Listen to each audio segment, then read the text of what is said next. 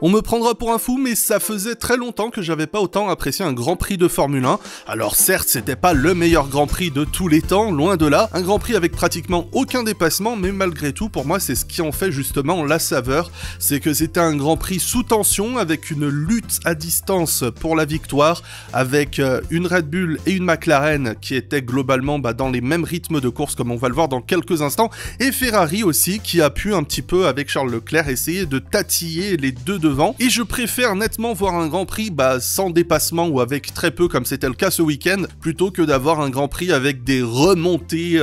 qui se font à coup de DRS ou à coup de stratégie décalée. Je trouve ça d'un chiant et d'une frustration sans nom à regarder, donc je préfère 1000 fois ce type de course, où c'est serré en piste, où certes ça se double pas, mais où on a des pilotes qui font des erreurs, les erreurs qui sont punies par un circuit pur pilotage, faut dire ce qui est, c'est un vrai circuit à l'ancienne, Imola, même si bon, malheureusement il a assez mal vieilli avec les F1 modernes, mais un circuit qui continue à ne pas pardonner les erreurs comme l'ont vu quelques pilotes,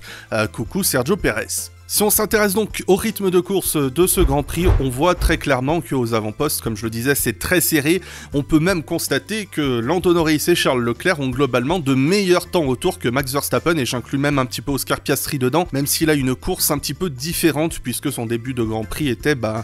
bloqué derrière Carlos Sainz. La partie droite de ces graphiques démontre les temps les plus lents de chaque pilote, et on voit que Max Verstappen a quand même les tours les plus lents, les plus rapides par rapport au reste de la concurrence. Ces tours les plus lents sont généralement enregistrés en début de Grand Prix puisqu'on a plus d'essence, et on voit à quel point justement son début de Grand Prix a été un Grand Prix d'attaque sur les pneus médiums qui ont finalement beaucoup mieux marché que les pneus durs en fin de Grand Prix où justement Leclerc et Norris, et donc Piastri également, étaient plus rapides que lui. Quitte à avoir un pilote dominant, on a envie de le voir gagner ses Grands Prix comme Verstappen l'a fait ce week-end, et ça fait du bien de le voir mis sous pression de pilotes qu'on n'avait pas l'habitude de voir dans cette position de chasseur, à savoir Lando Norris et Charles Leclerc, comme je le mentionnais, qui a été un petit cran en dessous avec la Ferrari, mais encore une fois, si on regarde ses temps autour, on voit qu'il a été vraiment très très performant, et si on les met en comparaison à ceux de Carlos Sainz, ça révèle vraiment ce qu'on sentait sur la Ferrari après la qualification, à savoir qu'on marquait quand même le pas face aux deux autres. Comme annoncé, on était sur une course essentiellement à un seul arrêt, ce que tout le monde a respecté à quelques exceptions. On notera le premier de ces pilotes à avoir fait une exception, c'est George Russell, une exception qui n'a pas été faite pour des raisons de performance, mais simplement pour essayer de gratter un point en plus, et à part cela, seuls Pierre Gasly et Fernando Alonso ont réellement tenté de faire marcher du 2 arrêts, en espérant peut-être l'intervention d'une voiture de sécurité ou je ne sais quoi. Si on s'intéresse à ces graphiques, nouveaux graphiques créés avec le Formule Blabla Teammate Dual Championship Generator 2000 créé par mon ami Strigon, on peut voir, en s'intéressant à la comparaison des temps autour, que Sergio Pérez a une courbe particulièrement longue. Alors au début on pensait même qu'il y avait un bug, et puis on s'est rappelé que le début de course du Mexicain était catastrophique. On rappelle qu'il a débuté la course en pneu médium pour tenter de faire fonctionner une stratégie décalée après s'être qualifié 11e sur la grille de départ. Quant à Verstappen, comme on l'a vu, ses temps autour étaient globalement exceptionnels, pas dans le sens où ils étaient forcément les plus rapides, mais les plus constants, puisque en fin de Grand Prix on voit que Pérez fait de meilleurs chronos que Verstappen, mais bon, c'était normal. Il avait de meilleurs pneumatiques et il était en quête d'attaque, là où Verstappen cherchait lui à conserver de la température dans ses pneus durs. Avec Oscar Piastri qui était qualifié à seulement 74 millièmes derrière Verstappen, mais qui écopait de 3 places de pénalité sur la grille, Lando Norris était donc son plus proche rival pour prendre la pole position. On a beaucoup parlé du fait que Hülkenberg lui avait donné de l'aspiration à la sortie de la ligne droite principale, et si on regarde ça, ça se voit de manière assez dramatique, puisque Verstappen a beaucoup plus de vitesse dans la ligne droite, et en plus de cela, on voit que rien que dans cette ligne droite, il creuse plus de 2 dixièmes d'écart. Mais si on regarde le reste du tour, on voit que Max continue à creuser cet écart, et que c'est vraiment dans le dernier virage où Verstappen a justement fait un petit écart dans le tout dernier, à la sortie du dernier virage, qu'il a perdu pas mal de temps, et au final, on peut se demander à quel point cette aspiration a joué dans la pole position de Verstappen, et à quel point le fait de ne pas l'avoir eu aurait pu complètement changer la face de la course. Et pour parler de son Grand Prix, ça a commencé avec un départ qui n'était pas optimal du tout. Il a même failli perdre la position justement face à Norris. Mais heureusement, il avait la bonne position en piste et a pu rester devant. Comme on l'a vu un petit peu plus tôt, beaucoup d'attaques sur son premier relais pour creuser un écart. Et vraiment, c'est sur le second avec les pneus durs où là justement on a commencé à voir quelques erreurs en difficulté avec ses composés pneumatiques. On a vu au passage un joli petit saut à 4 roues. Moi, je lui ai mis un 7 sur 10. Jolie figure. Il a même eu 3 avertissements pour dépassement des limites de piste ou 2, je sais plus, enfin bon, il a eu un drapeau noir et blanc, ce qui aurait pu se convertir en plus par une pénalité de 5 secondes, donc quand on savait qu'il perdait du temps, vraiment là à la radio on a commencé à lui dire de faire vraiment attention, et j'ai même envie d'appuyer un petit truc en plus,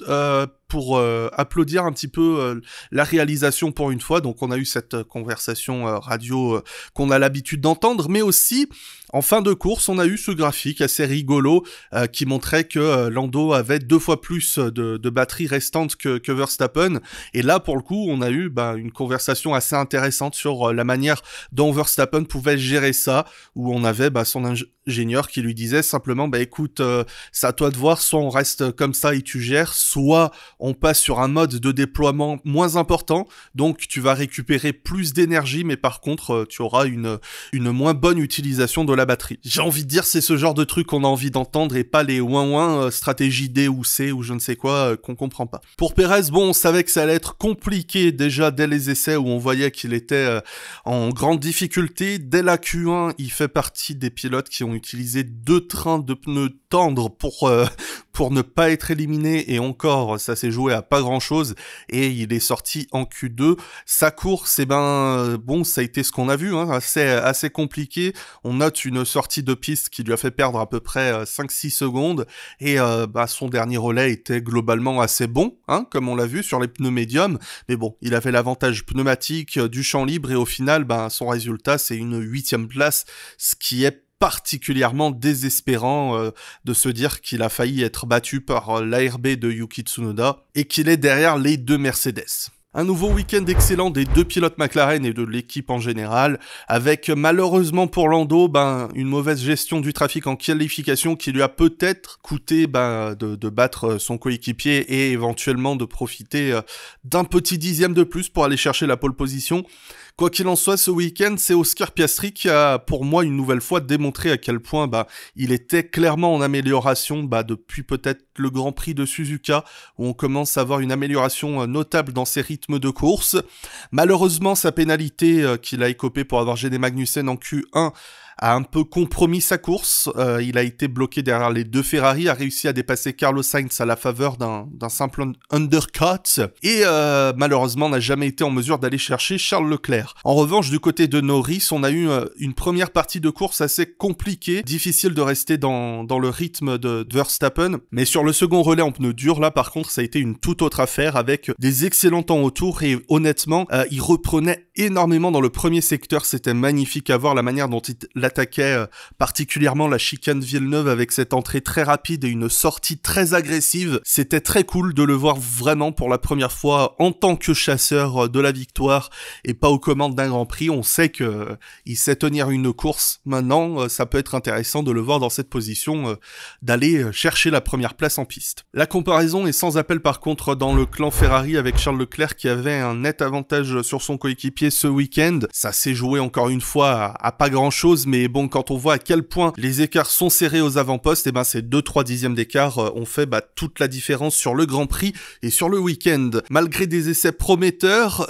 ils étaient clairement à la traîne chez Ferrari face à Red Bull et McLaren, comme on l'a vu sur les rythmes de course. Ça s'est ressenti déjà en qualification avec Carlos Sainz pratiquement battu par George Russell en qualification. Il y avait seulement 1 millième entre les deux. Et Charles Leclerc qui n'a récupéré la 3e place sur la grille et potentiellement sur le podium que grâce à la pénalité de Oscar Piastri. C'est Charles Leclerc qui a commencé à donner vraiment le rythme de ce second relais avec un début d'attaque assez impressionnant en commençant à remonter très dangereusement sur la McLaren. il était dans un état de grâce, un peu comme Norris l'a été en fin de Grand Prix, jusqu'à ce qu'il commette une erreur à la Variante Alta, cette petite chicane qu'il commet là où il s'est planté en 2022. On pourrait voir pour certains peut-être une répétition de 2022 dans le sens où il surpilotait pour aller chercher une voiture plus rapide que la sienne. Bon, cette fois il a réussi à minimiser les dégâts et ramener une 3e place synonyme d'un podium pour Ferrari sur le circuit Enzo et Dino Ferrari,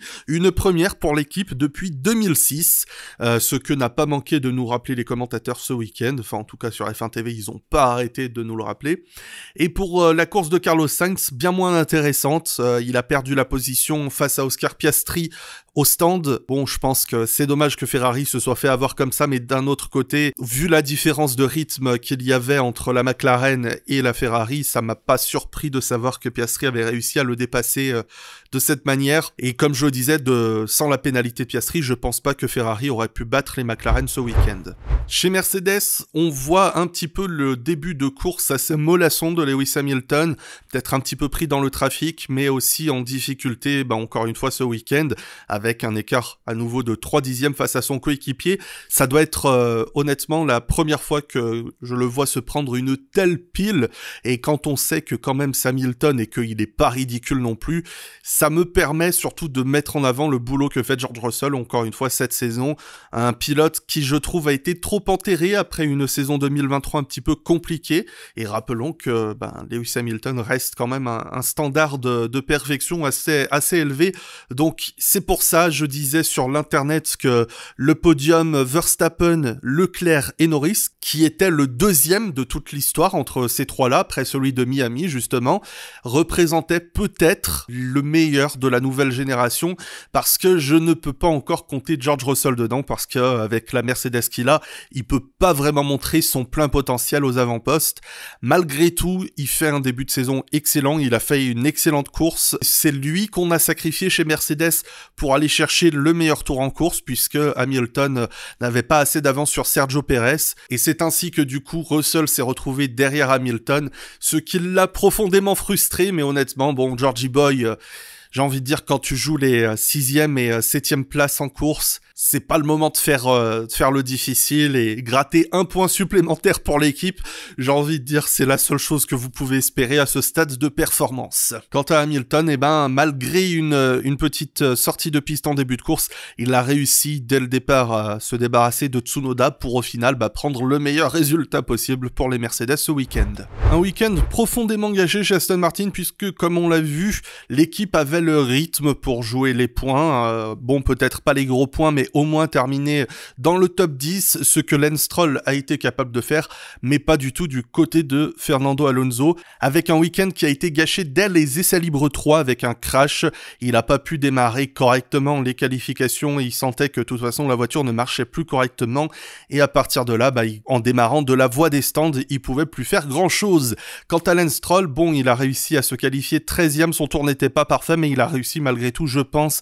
à prendre le meilleur résultat possible pour l'équipe à la vue des performances, avec une très bonne gestion de son second et de ses deux relais en fait en général, pour aller dépasser à la stratégie pas mal de pilotes, et en fin de course aller dépasser Tsunoda et quelques autres pilotes pour justement prendre la 9e place. Ça fait bizarre quand c'est pas la bonne Aston Martin qui fonctionne. Un assez bon week-end des RB Honda, quoi qu'on puisse être un peu déçu après des essais assez prometteurs. On a quand même eu pour la première fois de la saison les 2 RB qui sont passés en Q3, ce qui est à souligner. Sans week-end particulièrement désastreux pour cette fois pour Daniel Ricciardo, ça a été une nouvelle fois Yuki Tsunoda qui a mené la charge avec une 10e place qui au final reflète plutôt bien le niveau de performance de l'équipe, et surtout une 7e place en qualification assez miraculeuse. Hélas, les 2 RB ont eu un mauvais départ et Yuki à partir de là n'a pas pu faire grand chose pour protéger sa position face aux pilotes qui avaient des monoplaces plus rapides, à savoir Perez et Stroll. Chez Haas aussi, je pense qu'il y avait de quoi être déçu, parce que sans dire qu'on avait une voiture exceptionnelle.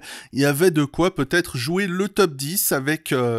peut-être l'ARB de Tsunoda, sachant que du coup il y avait Alonso qui était pas dans le coup, donc il y avait un petit point à gratter. Du côté de Magnussen, il y a eu une mauvaise qualification, même si on voit que son rythme de course était très bon. De même pour Hülkenberg, malheureusement, il a perdu la position face à Tsunoda au stand, puisque Tsunoda s'est arrêté un peu plus tôt, donc Hülkenberg est ressorti derrière et n'a jamais pu aller le chercher. Un très bon week-end des deux, je dois souligner une très belle remontée de Kevin Magnussen que j'ai trouvé un petit peu réconfortante après un week-end à Miami où il s'est fait beaucoup taper dessus. Là, malheureusement, la qualification, c'est toujours pas ça, et c'est vraiment déplorable parce qu'il part de très loin vu que le plateau est très proche, mais en rythme de course, ça a été très bon. Chez Alpine, on a pris le pari de mettre plus d'ailerons, ce qui n'a pas vraiment fonctionné, mais dans tous les cas, on s'attendait à un week-end difficile ici, ce qui s'est plutôt bien converti du coup, avec les deux pilotes, encore une fois, très proches, même si Pierre Gasly semblait être le plus rapide des deux. En termes de rythme de course, on peut noter qu'il a été le plus constant, même si Esteban Ocon a été celui en mesure de chercher des temps au tour plus rapides, malgré le fait que Gasly se soit arrêté une deuxième fois au 30e tour pour chausser des pneus médiums. Très peu de choses à dire sur la course de Gasly, finalement assez décevant parce que, comme je le disais, il semblait avoir un petit peu plus de rythme encore une fois, mais une erreur en Q2 lui a coûté peut-être une meilleure position sur la grille. Quant à Ocon, ça a été, je trouve, un nouveau week-end solide, même si en termes de rythme pur, il semblait derrière son coéquipier, mais il a fait une course sympathique avec quelques belles passes d'armes, on l'a vu un petit peu se battre, défendre face à Stroll, où il a été victime justement d'un contact en début de course. Honnêtement, je dis victime, mais pour moi c'était du pur incident de course, avec un qui force un peu trop et l'autre qui pense pas trop regarder derrière lui au départ. Et je dois souligner une belle lutte avec Fernando Alonso, un petit peu la revanche de Miami où cette fois c'est Alonso qui défendait et Ocon qui allait chercher la place. Donc voilà, c'était sympathique à voir. Pour changer, très peu à dire sur Kik, de toute façon tout le monde s'en fout de ces pilotes et de cette voiture. Non, mais plus sérieusement, on aura assez peu à interpréter puisque la voiture est encore une fois pas bonne du tout, et on notera que Guan Yu Zhou a eu de meilleurs temps au tour, mais parce que globalement Valtteri Bottas s'est arrêté au 8e tour et a fait toute la course avec à peu près 55-54 tours avec des pneus durs, donc naturellement il pouvait pas faire grand chose. Il s'est fait dépasser par à peu près tout le monde, étant assez impuissant en fin de course. Quant à Zhou, encore une fois, nouvelle élimination en Q1, mais sa qualification reste son plus gros point faible, et de manière générale, il manque quand même d'agressivité dans le peloton, et je pense pas qu'il y avait plus à faire. Et je vais en dire de même pour les Williams, pour conclure rapidement. Logan Sargent, toujours beaucoup trop loin du compte, même si en qualification, c'était pas si moche, à seulement 2 dixièmes de Albon. Quand on voit un peu les autres écarts qu'il y a eu sur le plateau, ça reste correct. Quand on sait qu'il ne bénéficiait pas de l'amélioration fond plat que Albon avait, malheureusement, j'ai envie de dire, on notera que son temps a été annulé. C'est pas la première fois que Sargent voit ses temps annulés, parce qu'il reste pas entre les deux lignes blanches. Et quant à Albon, assez peu à ajouter, mais je tiens quand même à dire un petit mot sur le fait qu'il ait ramené, qu'il ait fait un tour complet avec une roue détachée.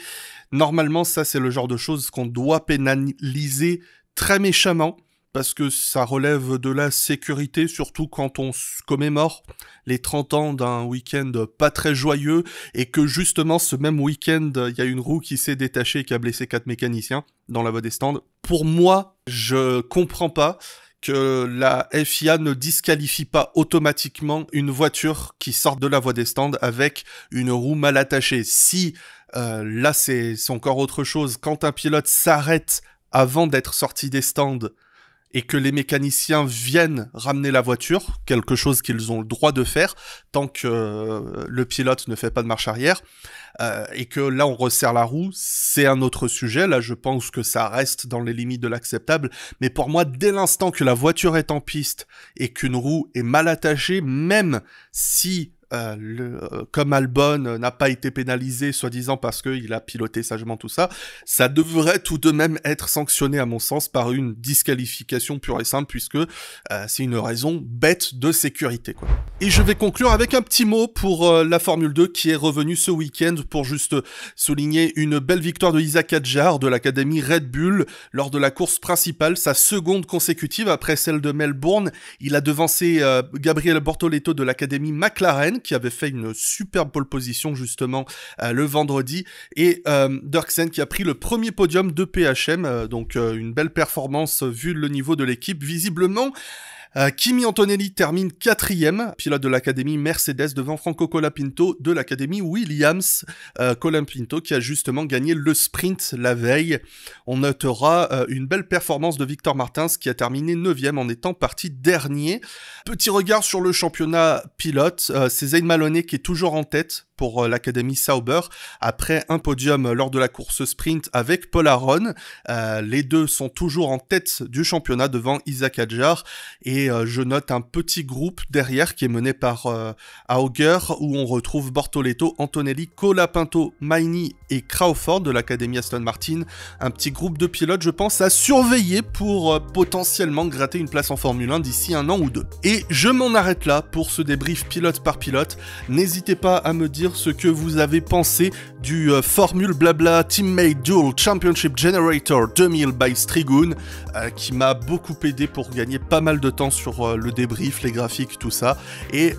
on se retrouve très prochainement pour plus d'aventures sur Formule Falafala.